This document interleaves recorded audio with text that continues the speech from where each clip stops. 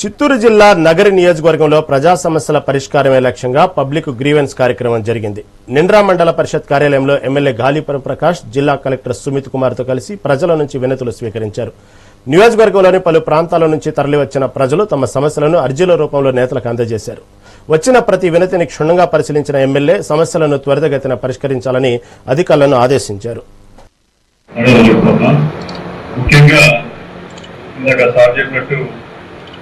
ఇప్పుడున్న విఆర్ఓస్ అంతా రిక్వెస్ట్ ఏంటంటే మీ దగ్గరికి వచ్చిన ఏమన్నా గ్రీవెన్స్ ఉన్నా కానీ లేకపోతే ఉన్నా కూడా తిప్పుకోకుండా తొందరగా నాకు ఉంటుంది. ఎక్కడైతే మీ దగ్గర అయిపోయేవన్నీ కూడా మీ దగ్గరే క్లోజ్ చేయగలిగితే పైదాకా వెళ్లకుండా ఉంటాయి.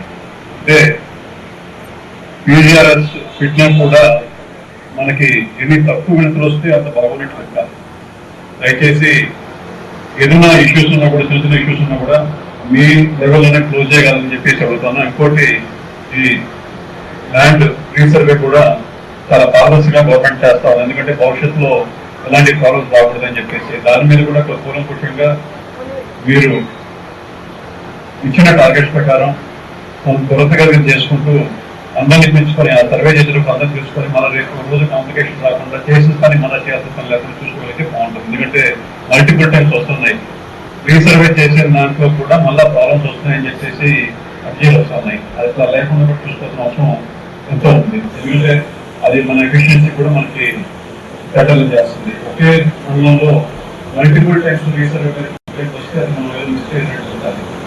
దయచేసి దాన్ని కూడా మేము దృష్టిలో పెట్టుకోవాలని చెప్పేసి ఉన్న విఆర్ఓ అలాగే సర్వే కూడా చెప్తాము. అలాగే ఇంకా వచ్చిన మనకు వచ్చిన ఏదైతే వింటూ ఉన్నాయో అవన్నీ కూడా ఇది ఫైనాన్షియల్ ఇంపాక్ట్ కానీ అయితే తొందరగా సాల్వ్ చేసుకోగలిగితే బాగుంటుంది. అంటే అన్నిటికీ ఫైనాన్షియల్ లింక్ ఉంటుంది. మన గవర్నమెంట్ దగ్గర ఫండ్స్ తక్కువ ఉన్నాయని